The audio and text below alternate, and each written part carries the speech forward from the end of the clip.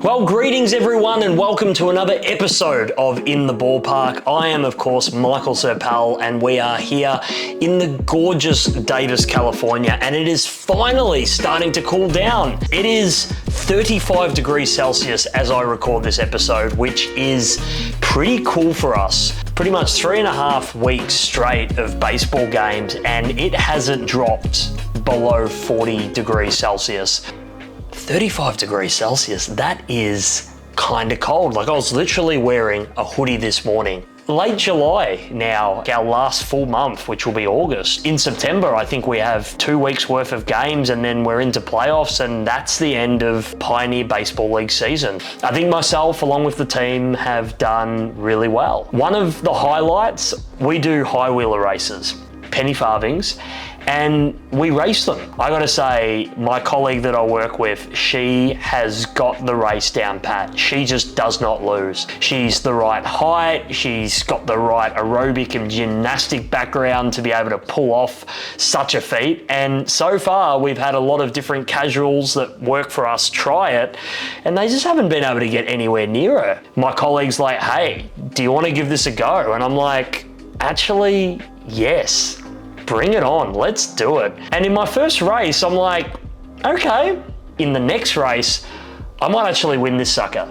Like, I'm ready to go, I have a really good start, like I'm full of momentum. It was probably a false start in all fairness, but like I was really hitting my straps, and I'm there, I'm cycling, I'm feeling the wind through my hair, I'm feeling good, and I'm feeling like, I'm gonna win this race. My colleague, as she always tends to do after the halfway point of the race, just gathers all this steam and momentum and just effortlessly flies past me. And I'm like, what the hell? You watch. And so I just start just going hammer and tong, just like as aggressively and as hard as I possibly can.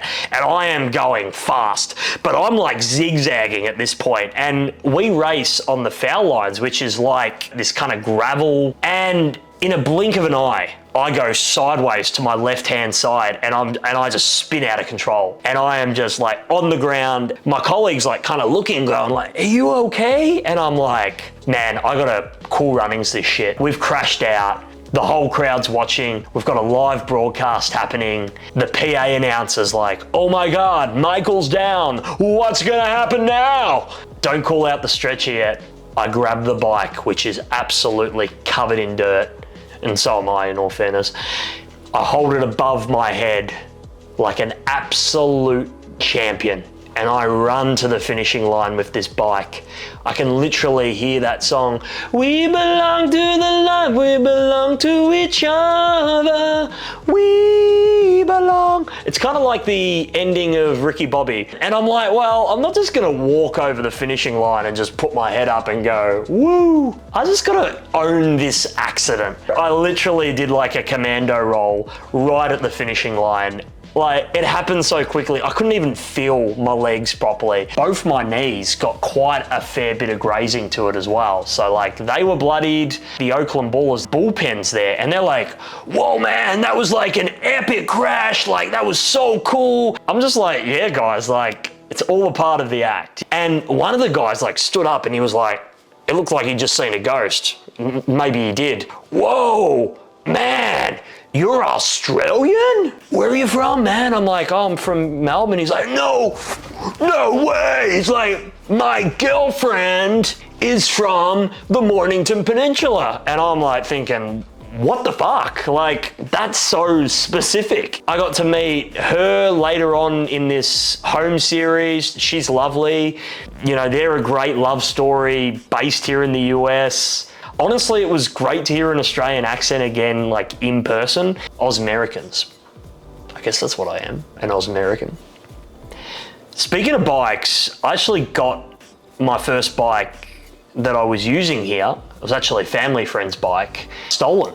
So little did I know, but there's a lot of bike theft that happens here in Davis. I like chained up my bike. I had like a pretty basic combination lock.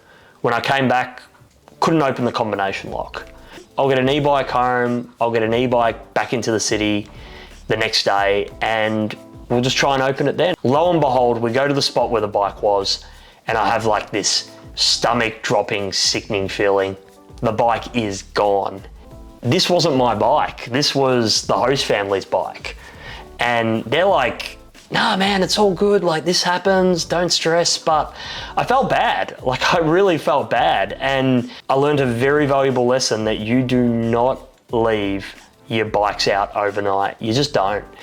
And it's kind of crazy because, like, I know I'm probably not going to see that bike again, but there's like a small part of me that's like always got a half eye out just looking for it. I would do a high wheeler race to get my bike back. Rest assured, I bought a new bike. It's a beautiful bike. It's registered with the police. So anyone out there that wants this bike, you've been warned. I did my very first 4th of July. 4th of July is like one of the most patriotic days I think I've ever experienced. Like, New Year's is a great way to celebrate everything that you accomplished in the previous year and welcome the new year and start off on the right foot. 4th of July, man, is just a big party to say, we love America. Like, we're going to show it by being the loudest we can possibly be. I swear, from about 4 p.m. onwards, the air just smelt like sulfur. Just about everyone was setting off fireworks in the streets. They had these little step ladders with like these explosive cans. We're talking council run fireworks, but then also like homemade fireworks, especially homemade fireworks. Pretty much every single neighborhood, every single square block doing fireworks. It was crazy. I mean, what's more American than like having a beer, a hot dog, watching fireworks at like America's pastime, baseball. It was stinking hot, but it was just so great to be in and around the fanfare.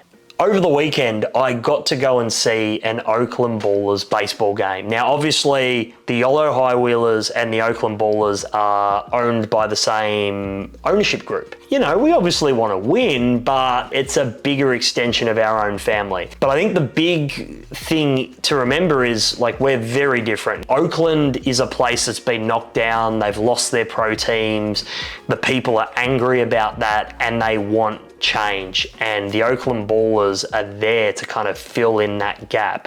It was a really cool experience. The fans are really united under this hatred for these big corporate teams selling out their community. And it felt like the Oakland Ballers have a real identity. They're really strong in who they are. They know what they want, and it's a really fun show. I know I work for the Yolo High Wheelers. I know I'm a Yolo High Wheelers fan, but I just got to say, Oakland do it very well. It was a fun experience. I will say though, when the sun went down, it was a little bit scary in Oakland. Pretty much as soon as we got the car, we headed straight on the highway and we got out of there. A bit of a scary place, but I think the team unites the best parts of that community. Oh, and I also tried Cracker Jacks. They're really nice. They're like caramel popcorn. And they're in the song, Buy Me Some Peanuts and Cracker Jacks. It's a good baseball song, I get it. We need something like that for AFL, like at halftime you sing, kick the ball through the 2 big sticks, kick the ball through the sticks, buy me some 4 and 20 and fucking little creatures beers. I don't care if I leave my kids at the urinal. Let me root for everyone except for Collingwood. Because they're a bunch of inbred fucks. Cause it's 1, 2, 3, 4 quarters at the AFL. Thank you. Wow. So what's next, you may ask? Well, the team is on the road for the next 3.5 weeks. We will be playing the Rocky Mountain Vibes. We'll be playing in Idaho as well. While they're away, we'll prepare for our final couple of homestands back here in Yolo. Everything's going well here, and every day is an adventure, and I can't wipe the smile off my face. I'm having such a good time here in the US.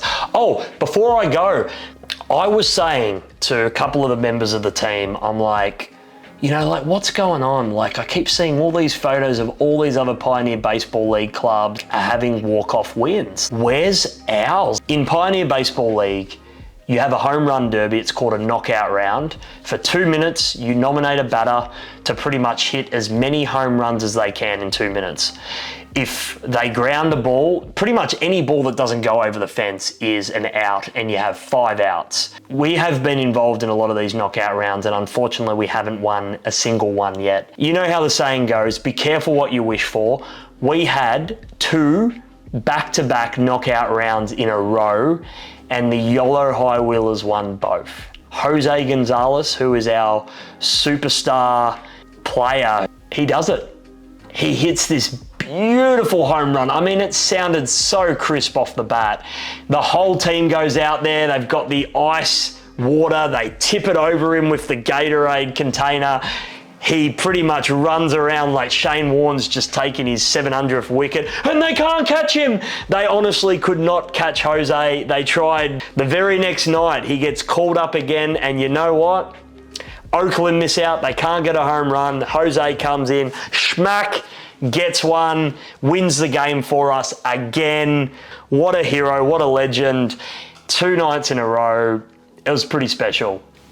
Well, I think it's about time to wrap up. Thank you so much for joining me again on another episode of In the Ballpark. Thank you for liking, thank you for subscribing, thank you for watching all the content that I'm creating here in the US. And remember, don't just have a good night, have an American night. Let's ride! Woo!